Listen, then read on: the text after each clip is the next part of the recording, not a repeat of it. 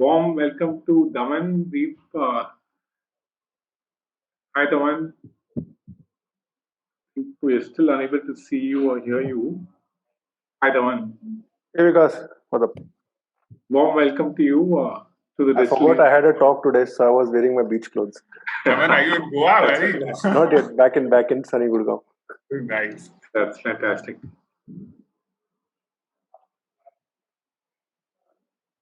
Then I think thank you everyone for joining us for this session. I think before we deep dive into understanding some great growth hacking strategies and how we can grow our brands, and a lot of budding marketers are also on this call on the session here. So I think before that, just wanted to also take a minute just to introduce Daman to everyone. I think everyone knows Daman very well, but just wanted to formally introduce Daman once. So Daman is a very prominent thought leader for growth and hyperscaling. We all know him for the great growth and hyperscale that he's done for various brands across the board over here. So Daman is also a marketing maverick who's grown multiple products to over 50 million users in a very short record time. I think that's really commendable. The kind of growth that Daman has always gone for the brands that he's worked with. Before working with boAt, Daman has also been working as a CMO and the growth head at brands like Mobikwik, Milkbasket, and WeCash. He has also led the India team for Line product over here for India over here. He's also been an advisor and a consultant for many startups where he's been helping startups to grow in terms of how do they go about their marketing, how do they grow about their growth strategy, and how to kind of enter the market in the right way to create that right kind of impact. Also, just a little background about Daman. He's an ISB alumnus for us over here, and he's currently working with boAt. He's heading the growth and the marketing strategy for boAt from end to end, and has a vision that he wants to make boAt the largest consumer tech company in this country. Also, Daman is one who loves sharing knowledge. As I mentioned, he's a thought leader. He has his very famous blog called www.damansoni.com. So we'll also be sharing the link in the chat section as well. You can surely go check him out. He has some amazing articles on how one person can work on growth strategies and how inputs can be taken from them. So really a warm welcome, Daman. Thank you so much for taking out the time for this session for us here. Thanks, man. Sure, man. So I think just wanted to move ahead basically with just a quick question like which relates to things. So you've been with boAt for over a year right now. You have been like growth hacking is not a very new term for you. You have been in this ecosystem for a very long time. You have driven growth for like brands like Milkbasket and Mobikwik and even Line over here. So as that time has evolved, I think it was a little different when it was for Milkbasket and all. So could you share some insights at how growth strategies have evolved for you from this time frame? So see, the interesting thing about digital is there's a new channel that comes up every 3 or 4 months, right? Uh, if it wasn't for the government, TikTok was here, a new channel. It disappeared. We are finding Snapchat, which is coming up. We're finding old channels, not old channels, I say earlier channels getting saturated with ads. So a lot of CPMs go up over there. So as a growth marketer, the fun is there's always something new and some unturned stone, which we can use to drive growth.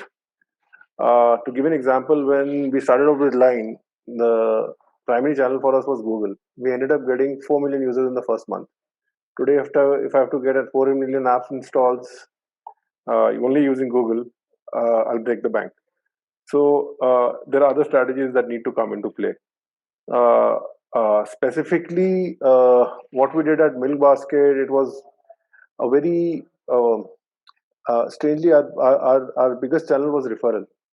So we actually inverted the referral mechanism over there, wherein we would not give a monetary reward to the person referring, but give a monetary reward to the person who was referred. Because in a building, if I refer to you, I mean, and I'm making like $200 off me, it doesn't sound quite right, right? So instead, what we would do, the person who's getting referred, we would send him a welcome basket, courtesy the person who's referred. So we kind of flipped that over, and that kind of became a primary, source of growth. But obviously, the same thing I can't do at boAt, right? Uh, it's a very different uh, uh, context. Interestingly, when we started out on boAt, we saw. I mean, I actually ended up on a gold mine. When we started the D2C journey, we saw there's a lot of brand searches happening, but we were not SEO optimized. So just fixing the core SEO engine, after traffic quite a lot. But having said that, that took us to a certain distance. Then we had to go on to the next engine and the next engine. No, absolutely, Daman. I think it's been exciting being part of the journey as well. One of the things you often talk about, Daman, is also about the North Star metric, right? And you've been with different apps and different brands that probably had different North Star metrics as well, and maybe even over time, right? So, can you tell us a bit about what that is for different brands and what is it for both, and how do you really track it? Yeah, sure. So typically, a lot of companies I've seen, the North Star metric is typically revenue. I think, well, that is a good North Star metric, but I don't think that should be the North Star metric, because the North Star metric is the value you deliver to the customer, and revenue is what you get back, right? So a North Star metric should ultimately bind the entire organization together. Anyone who's in a startup is their job is growth. So, for example, again, just taking the Milkbasket example, the North Star metric was number of groceries delivered on time, right? Which also meant that in a basket, I want more number of groceries, which means Right. my search and my recommendation engine had to be strong. On time means it had to be delivered before 7 o'clock, because otherwise the customer experience breaks. So the whole logistics team had to dovetail with us, and also the buying team had to dovetail into the orders because they had to forecast, right? So and also how many. So if we had number of groceries delivered to a user in a month, so then that also means we wanted him to come back for repeat usage. So we had to get our retargeting engine also up and running properly. So that one metric kind of bound all the departments together, and a lot of very good decisions got taken, that saying that we'll not do just a branding kind of a banner on the first fold. We'll show the product on the first fold. We'll enhance our search, so on and so forth. So whenever you're configuring a North Star metric for a company, it's very important to understand what's the value the customer is getting. Okay, and second is that metric going to bind my entire organization together? And it's very different from one metric that matters, what we use quite often, like for example, one quarter we want to drive up sales, and one quarter we want to drive quarter line. So that's a very different metric. It shouldn't be confused with the North Star metric. And quite often we know we get diverted from North Star metric and start looking at one metric that matters for a month. Correct. No, that's very useful, Daman. So I think since you've spoken about the North Star metric, like for Milkbasket, you mentioned it was online or on-time deliveries at the right time, and also I think as an organization, the North Star metric kind of remains constant at one point of time for a brand, even for a long period of time. But do you also think that the brand should also keep evolving their growth strategy and their growth stacks consistently while understanding how the market is and keep revamping that? So I kind of, one of my favorite areas of growth is the marketing stack. As a technologist, it's so wonderful that there are so many tools being developed, and if you look at the Lumascape for the Martech stack, it's awesome, right? Today, I fundamentally do not believe in monolithic ERP systems, right? Today, with open APIs, I think it's very easy to plug in one system to the other, right? The growth head needs to also develop as a CIO and take a lot of technology calls. And in fact, that is one of the reasons why at boAt we've been able to grow so fast. We did not have to go for technology approvals anywhere. It was this core team which drove the website traffic, which figured out that okay, we need a new piece of tech. Let's go hunting in the market. If it's there something, let's plug it into our Shopify system. Let's plug that tech into something else, which helps us grow. So from a Martech point of view, I mean, it's there's never been a better time to be a growth marketer right now, right? I remember 5 years ago we had to actually write our own notification engine. today, I mean, it's actually foolish to write your own notification engine. There are so many tools available, and their learning curve in, I mean, they're far ahead in doing a notification nudge or something like that than us developing that. What we can do is leverage that, stand on the shoulder of giants, and come up with better marketing campaigns and connect better with the user, right? Also, today we've just, I mean, today if you're spraying and praying, let's say notifications and emails, that's again something which we should avoid, because there's so much intelligence built into the platform now, right? There is, and I mean, I hope no one's used this word before in this conference, AI, built into the system that, it actually helps us to a certain extent. Other than that, I think Martech stack today simplifies a marketeer's life to a very large extent. There are a lot of tools available for creative optimization, for creative automation, and we guys have tried a bunch of those. The thing about all these tools are they're priced also very interestingly. You use them, you don't like them, you switch them off. It's not like we don't do 24 months or 12 months contracts anymore, right? It's all plug and play. It's all SaaS enabled, which kind of opens up the door for a marketer to experiment, right? Which is a primary job. A product manager knows he has to develop the product, an IT person knows he needs to write code. As a marketer, we don't know what you have to do here. We have to learn by failure, right? And these Martech tools enable us to fail fast and succeed. No, I think you touched on two important points, Daman. One is the team itself, right? It'll be great to understand from you what should that growth team really look like for a startup. And the second thing you actually touched on, which is very interesting, was the experimentation and failing fast. It's how do you build that growth culture, that experimentation culture, not just in the growth team, right, but in the entire organization? How do you go about doing that? So, as a leader, I think the first thing you need to,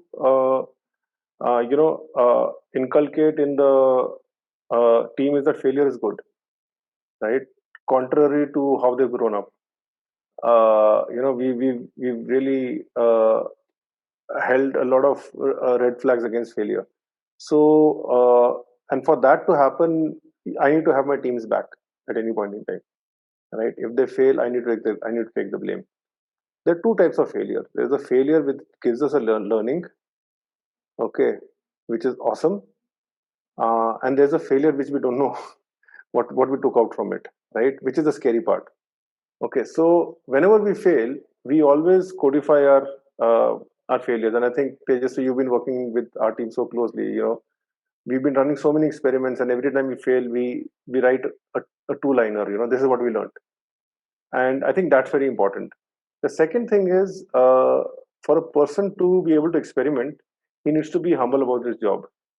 If a person thinks he knows everything, that person will never be able to experiment, or his psyche will not allow him to experiment, and more importantly, not allow him to fail, right? So during the interview process, we also see that a lot, right? If we talk to a person and we ask him about failure, and if you're getting faff, we know he'll not. Culturally, it'll be quite difficult for him to integrate into the team. Right. The third thing is we do not follow the hippo culture. The highest paid person in the room usually knows the least, right? Because in marketing, that person is most far removed from what the campaign variables are, right? And that is the most interesting part of being in digital. The campaigns speak to you in real time. Unlike a TVC, if you spend 10 crores, every TVC is a success here. You can't go back to your boss and say, I did a 10 crore experiment, right?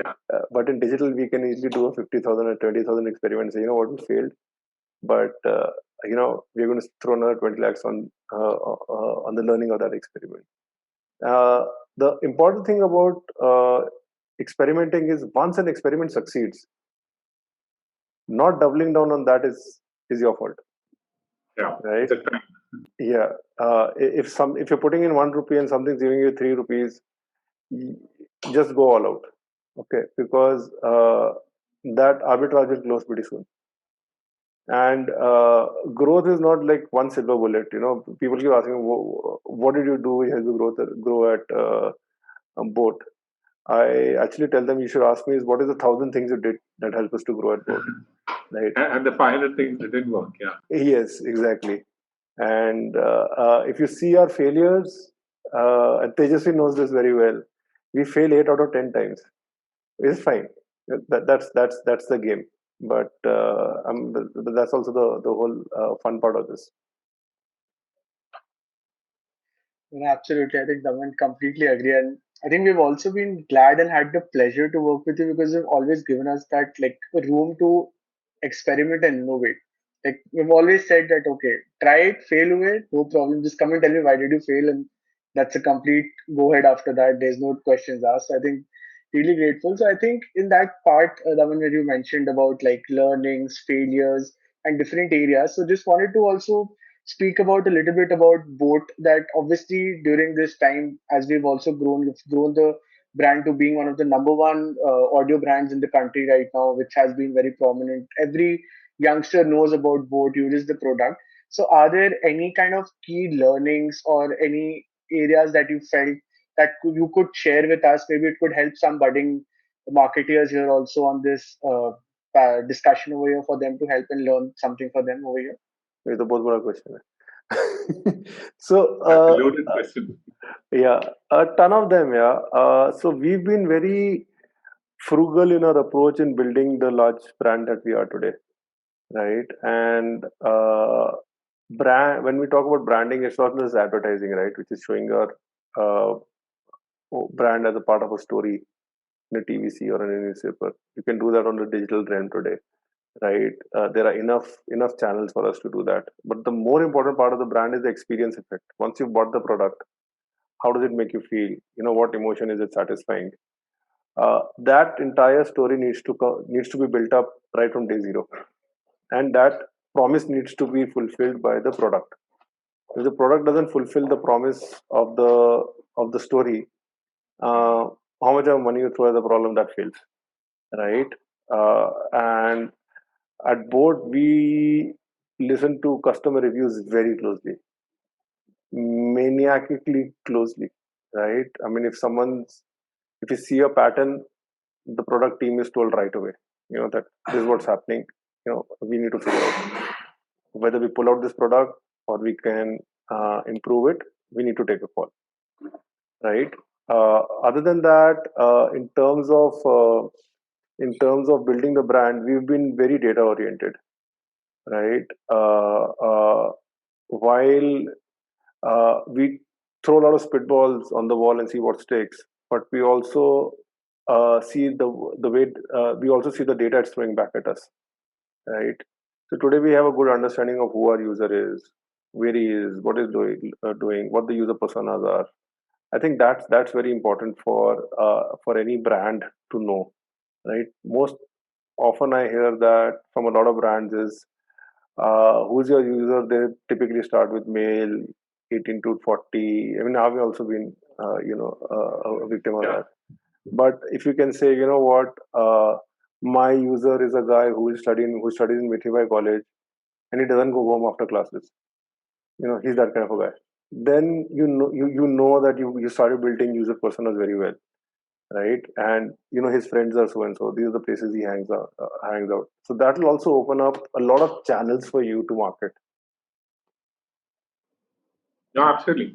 Now, going a bit deeper into this, Daman, I think one area that we've also looked at very closely is how do you retain customers? How do you increase the average order value? And possibly, what kind of cohorts can help you do all of this, right? So, any thoughts on brands that are trying to figure out how do you grow that pie and the wallet of share that you can get from the customer? Yeah, see, first of all, no, you need to have good telemetry built in. The biggest problem is garbage in, garbage out, right? So you got to make sure that the cohorts you're building, the KPIs you're measuring, the retention metrics that you're measuring are the right metrics. Retention is a very loaded word, right? To give you an idea, I mean, we sell everything from accessories to earphones to speakers to TWS. We are not a repeat purchase kind of a behavior like a beauty and personal care, right? So people say, "Aapka repeat percentage is so low, the other is so high." I was like, I mean, the earphone doesn't get over in a tube, right? Someone's bought an earphone, he takes care of it, right? It's only when it's lost, does he go and buy a new one? right? Or he wants to enhance the sound quality, he goes in for an expensive one. But it's a very involved purchase. So for us to be able to retain customer is to constantly keep the brand alive in his head, right? So we want him to join the boat community. We want this person to subscribe to our social media page so that we can tell him that what's going on, what are the new launches that are coming in, what are the new categories that we are launching. So for us, those kind of stories matter a lot, rather than throwing a cookie on his machine and saying, come back to buy another earphone after 15 days. So it's a very different kind of a retention problem that we are solving. But if you're looking at a high repeat usage kind of a thing, right, then patterns start to emerge in in a manageable term, right? A cookie expires after 3 months, and our typical buying behavior is the next set of earphones are bought after 3 months, right? So for us to keep that person engaged is far more important than to keep showing him the ad over the same cookie, right? So, but for a beauty and personal care, it's the other way around. Typically a tube gets over in 40 days. So I need to start reaching out to the person at that point in time. So each business lends itself to a lot of retention marketing kind of stuff. Also, the second thing is in terms of raising the AOV. Well, there are multiple techniques available, right? We show him a more expensive product. We bundle at the time of the thing at the time of payment. We show a deal. Uh, Again, AV takes the heck out of it, yeah. So each one will have its own journey. But as long as you're A/B testing, you're figuring out what it is. There is no chance in hell that you will not reach the right answer. Absolutely. Yeah, I think we have a question from the audience as well, which is from Amit, which is how important do you think it is for a brand manager to closely look at bottom line KPIs and also look at the margin of the business, right, and not just look at revenue and average order value. Okay, so I'd like to use this term called growth marketer. Just give me a second. Okay, sorry. So I like to use this term called the growth marketer. A typical advertiser, his job is to look at top of the funnel metrics, acquisition, activation. A growth marketer has to look at it all the way to retention, referral revenue, right? And the KPIs that we create, the North Star metrics that we create, need to have something what we call guardrails. Because if we don't, let's take the Milkbasket example again. Number of orders delivered on time, I can spend a ton shade of money to reach that, right? But then I should have a guardrail of CAC. Okay, so it's very important whenever you're defining KPIs to have guardrail KPIs. So what you might want to ask your CEO at home is, what is our guardrail metric for a KPI that we give? Every time you have a KPI, something else is going to something else can be done. So that famous economist quote, you want a guy to do something, tell me what the KPI is working towards, and so you need to figure out not only the KPIs and the North Star metrics you want to track, but you also want to figure out the guardrail KPIs.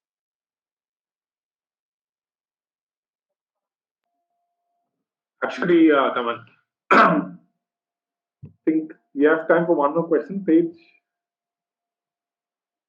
Yeah, I think you just had one question, Daman, from you to understand is that like is to talk about like, do you think low cost or no cost in growth marketing? Like, what do you think about that? Should be how much efforts can be put into like a low cost kind of a strategy, or do you think that no cost growth is the right way to kind of go forward from here for any of the marketers out here for us?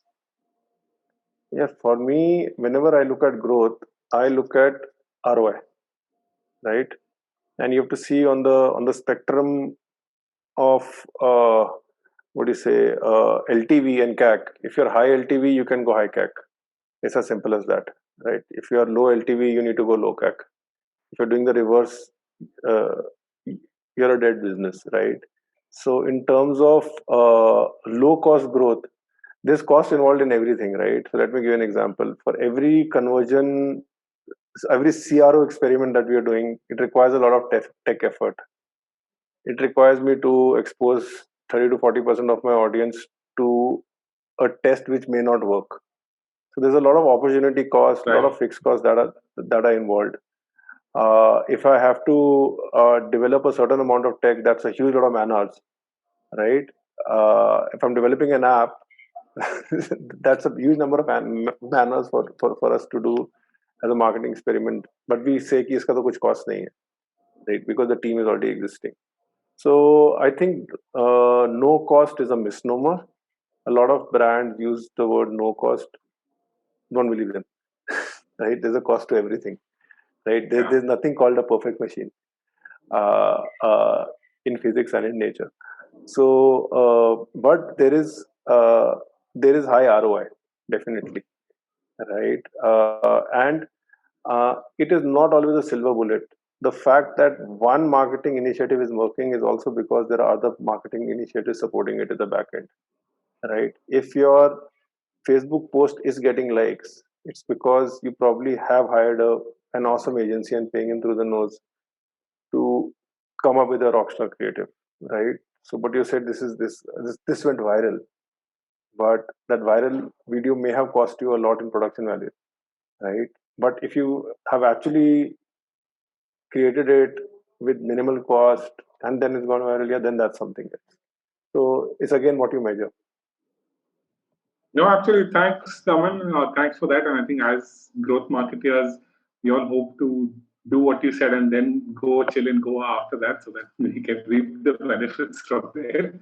But thanks so much for joining us today and sharing some of your insights. And I think I've loved reading many of the blogs that you've written.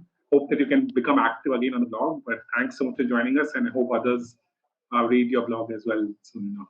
Thanks, guys. Thanks for having me over. Thanks so much, Daman. Yeah, bye. Daman. Thank you, Daman.